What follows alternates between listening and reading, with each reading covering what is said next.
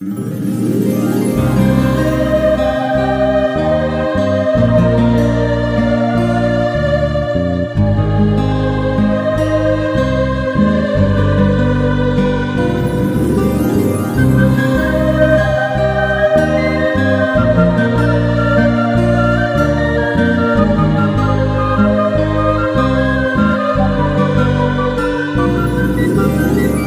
Radio Kolkata.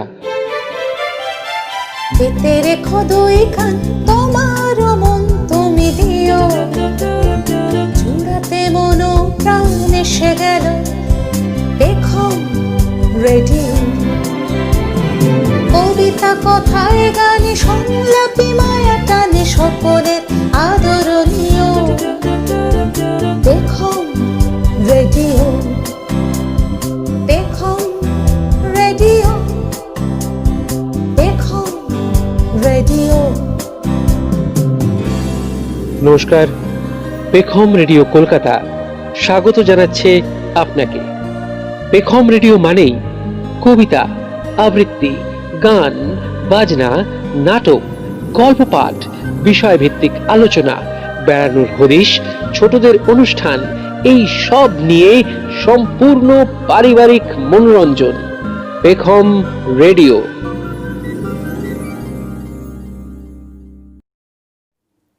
নমস্কার, আমি সোমা।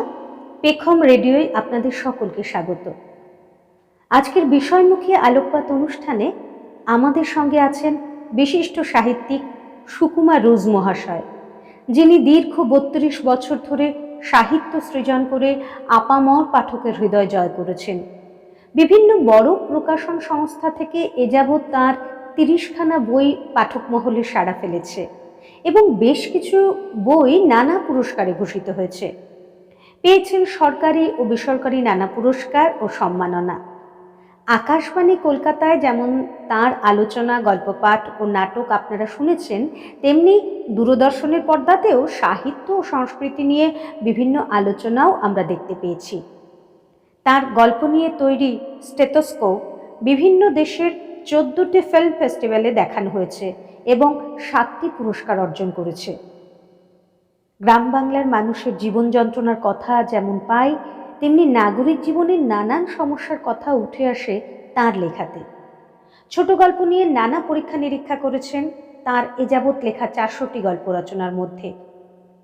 এমন একটি বিষয়ে তিনি আলোচনা করবেন যা একটি পর্বে শেষ করা সম্ভব নয়, তাই 3টি পর্বে আমরা এই আলোচনা শুনব। আজ প্রথম পর্ব, বিষয় বাংলা ছোট গল্পের উৎস ও গতি প্রকৃতি। আসুন আজ পেখম রেডিওর বিষয়মুখী আলোকপাত অনুষ্ঠানে এমন একজন সুসাহিত্যিকের আলোচনা শুনে আমরা ঋদ্ধ হই।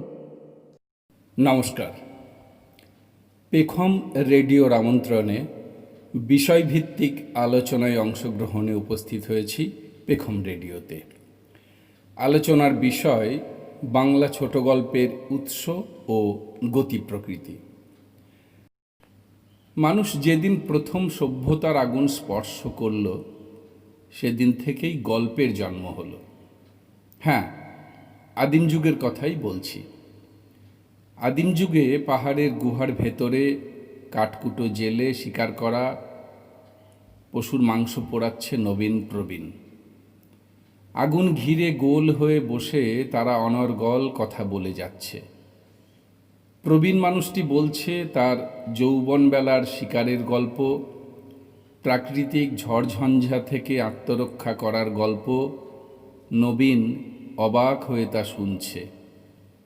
সেসব শুধু উদ্দেশ্যবিহীন কথোপকথন নয়, নিজের কীর্তি কাহিনী বা বীরত্বের কথা বলার তৃপ্তি, নিজের অভিজ্ঞতার কথা বলে তরুণদের শিক্ষা দেওয়া, সারাদিনের ক্লান্তি দূর করার জন্য কথা বলে আনন্দ লাভ এবং খিদে ভরা পেটে খাবারের অপেক্ষায় কালক্ষেপ করা, এসবই ছিল সেদিনের গল্পকথনের উদ্দেশ্য।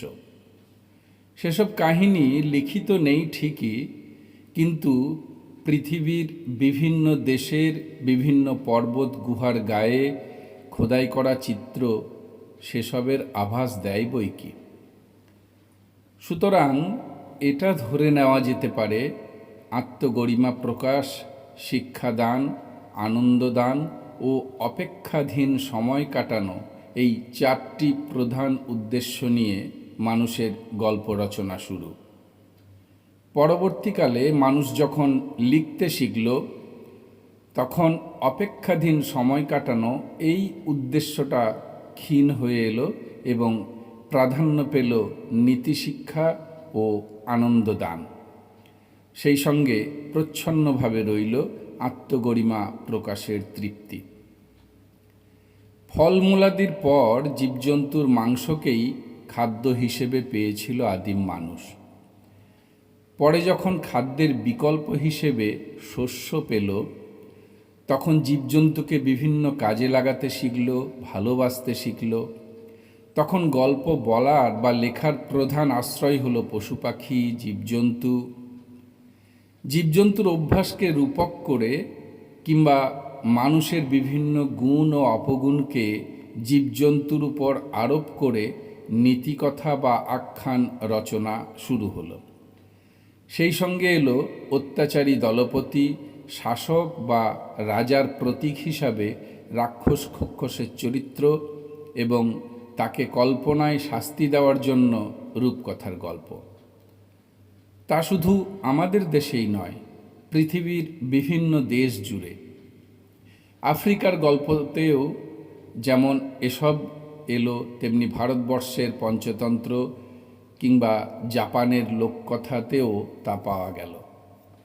কিন্তু এমন নয় যে কেউ কারো নকল করেছে। ভারতবর্ষের বিষ্ণু শর্মার তখন কোনো উপায় ছিল না আফ্রিকার লেখককে তাঁর লোককাহিনী শোনানোর বা পড়ানোর। আবার জাপানের সেই লেখকটারও কোনো সুযোগ ছিল না ভারতের পঞ্চতন্ত্রের কাহিনী পড়ার। তবুও এগুলোর মধ্যে অদ্ভুত মিল। এ হলো পৃথিবী জুড়ে দেশে দেশে সভ্যতার উন্মেষের সাথে সাথে মানবজাতির চিন্তা ও কল্পনার মৌলিক সাদৃশ্য। তাই ফরাসি রূপকথা লে ত্রোয়া সিতারে সঙ্গে বাংলার রাজবধূ কাঞ্চনমালার গল্পের মিল খুঁজে পাওয়া গেলেও তা অনুকরণ নয়। আবার জাপানি গল্প জিভ কাটা চড়াইয়ের সঙ্গে বাঙালির রূপকথা সুখু দুখুর মিল খুঁজে পেলেও তা মানুষের ভাবনা ও কল্পনার সাদৃশ্য ছাড়া অন্য কিছু নয়। সুতরাং এটা ধরে নেওয়া যায়, কোনো অজ্ঞাত কারণে প্রায় সব দেশেই নীতিশিক্ষা ও রূপকথা দিয়েই গল্পের অগ্রগতি। এমনকি সব দেশেই সেসব গল্পের উপকরণও এক। তার কারণ দেশে দেশে কালে কালে মানুষের জীবনে যা কিছু বেশি বেশি প্রভাব বিস্তার করে তাই গল্পের উপকরণ হয়ে ওঠে। যেমন জঙ্গল, জন্তু জানোয়ার, অন্ধকার, সূর্য, সমুদ্র, নদী, বজ্র, মেঘ, শিশির, প্রাকৃতিক ঝড়ঝঞ্ঝা মানুষের জীবনে গুরুত্বপূর্ণ ভূমিকা নিয়েছে। তাই সমস্ত দেশের রূপকথা বা কল্পকাহিনীতে এসবেরই উপস্থিতি। এরপরেই মানুষ যখন নিজের অতীত বা ইতিহাস জানতে আগ্রহী হলো, তখন গল্প পুরাণ কাহিনীর রূপ পেল। গ্রীসের পুরাণ কাহিনীর সঙ্গে ঋগ্বেদ সংহিতার কাহিনীর মিল পাওয়া যায়, কিন্তু তা মানুষের স্বাভাবিক কল্পনাবোধ থেকেই পৃথিবীর বিভিন্ন প্রান্তে উদ্ভূত ও রচিত হয়েছে। এরপর রূপকথা আরও পুষ্ট হলো। মানুষ যখন সমাজবদ্ধ হলো, নাগরিক সভ্যতায় পা রাখল, তখন শুধু প্রাকৃতিক বিপর্যয় থেকে আত্মরক্ষার কাহিনী নয়, আত্মবিস্তারের কাহিনীও এলো রূপকথার মধ্যে। মানুষের কামনা বাসনা, জিগীপ্সা, লোভ লালসা, একাধিক লোভাতুর মানুষের একই আকাঙ্ক্ষিত বস্তু বা নারীকে লাভ করার দ্বন্দ্ব, এসব তখন রূপকথা ও পুরাণ কাহিনীর মধ্যে ঢুকতে থাকল। তাই রূপকথার গল্পে আত্মরক্ষার উপদেশ প্রাধান্য পায় না, প্রাধান্য পায় মানুষের জয় করার ইচ্ছা, তার জন্য ছল, বল, কৌশল। তখন কিন্তু রূপকথা আর শুধুমাত্র শিশুতোষ রইল না, রূপকথার শ্রেণীবিভাগ হলো। মানুষের চিরন্তন আশা আকাঙ্ক্ষা, স্বপ্ন, অপ্রাপ্তি এসব কল্পনার রঙে রঞ্জিত বা অতিরঞ্জিত হয়ে শিশুতোষ রূপকথার ধারা লেখকদের কলমে এখন অবধি বয়ে চলেছে। আর জ্ঞান বিজ্ঞান বিষয়ে মানুষ ওয়াকিবহাল হওয়া থেকে বৈজ্ঞানিক কল্পরচনা বা ফ্যান্টাসির জন্ম হলো, যার মধ্যে দিয়ে প্রাপ্তমনস্ক মানুষ অজানাকে জানার ও অচেনাকে চেনার আনন্দ পেতে থাকল। এই প্রাপ্তমনস্ক রূপকথার হাত ধরেই এলো আরও মানবতার আবেদন মিশ্রিত ও জীবননিষ্ঠ এবং মানুষের প্রেম, ভালোবাসা, কাম, চরিতার্থতা এসব সূক্ষ্ম অনুভূতি সম্পৃক্ত কাহিনী। প্রেম, বীরত্ব ও নিয়তির কাহিনী নানা রূপে রসে শিল্পমণ্ডিত হয়ে গল্পে স্থান পেল। তারই নিদর্শন ভারতবর্ষের পঞ্চতন্ত্র, মধ্যপ্রাচ্যের আরব্য রজনী, মিশরের আলিফ লায়লা, ভেনাস অ্যাডোনিসের কাহিনী। এতৎসত্ত্বেও সবচেয়ে পুরনো নীতিকথার ধারাটি কিন্তু অবলুপ্ত হলো না। তার একটা প্রবাহ এসবের সঙ্গে সমান্তরালভাবে চলতে থাকল, যার ফলশ্রুতি হল ফেবলস, রামায়ণ, মহাভারত বা গ্রিক মহাকাব্যের নানান উপকাহিনী, বাইবেলের প্যারাবলস, বঙ্গসন্তান নারায়ণ রচিত হিতোপদেশের কাহিনী, ঈশপের গল্প, তুতিনামা, বিদপাই ইত্যাদি। ওদিকে মধ্যযুগীয় রোমান্স ও প্রেম কাহিনী পরিবর্তিত হতে হতে ইতালির লেখকদের কলমে রূপ পেল নভেলাতে। যখন প্রেম ও দাম্পত্য জীবন সমাজের একটা ধারক ও নিয়ামক ভূমিকা নিতে শুরু করল, তখন নারীকে কেন্দ্রভূমিতে রেখে সমাজ ও পরিবারবর্গ আবর্তিত হতে থাকল। সেসব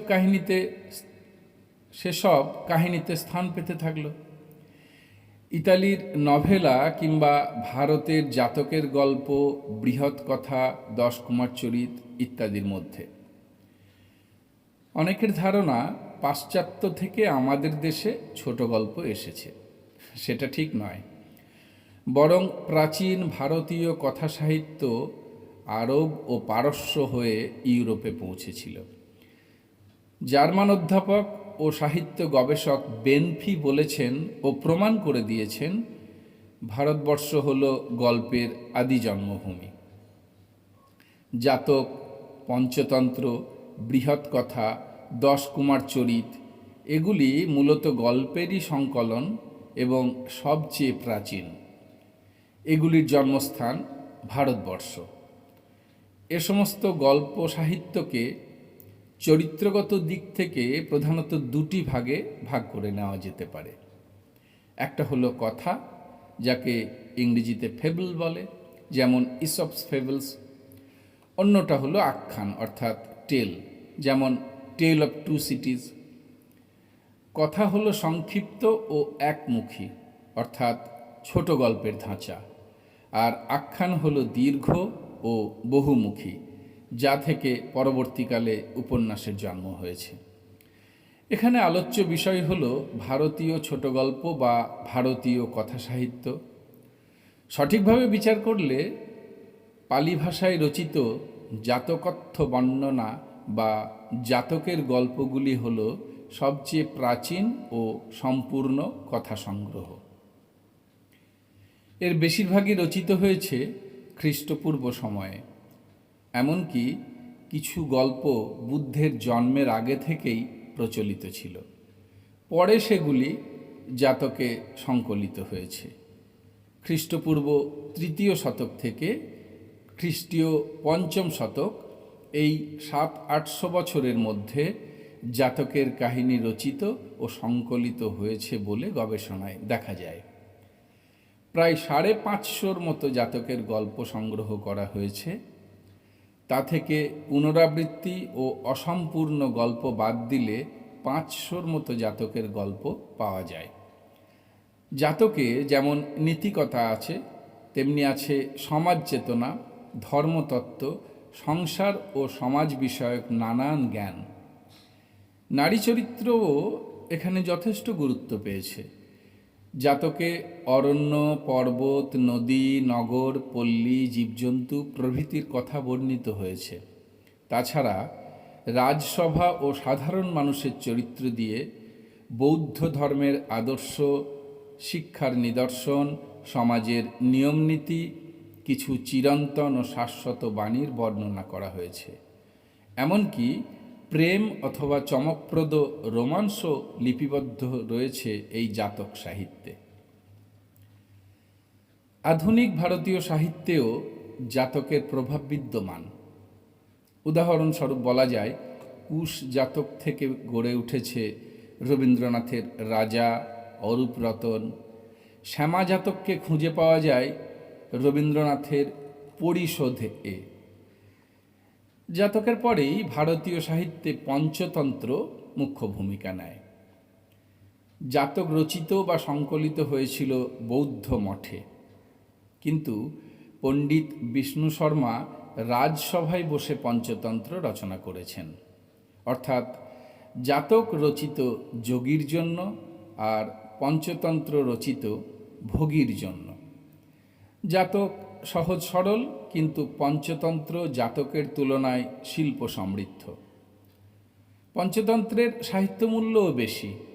এর মধ্যে ইতিহাস ও রাজগৌরবকে ধরা হয়েছে, কিন্তু পঞ্চতন্ত্রের সঠিক রচনাকাল নির্ধারণ করা সম্ভব হয়নি।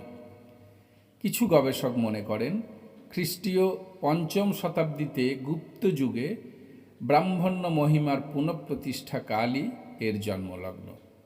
যেহেতু বিষ্ণু শর্মা গুপ্ত রাজার সভাপণ্ডিত ছিলেন, কিন্তু কিছু গবেষক দাবি করেন পঞ্চতন্ত্রের কাহিনী খ্রিস্টপূর্ব 2য়, 3য় বা আরও আগের শতাব্দীতেও বিদ্যমান ছিল।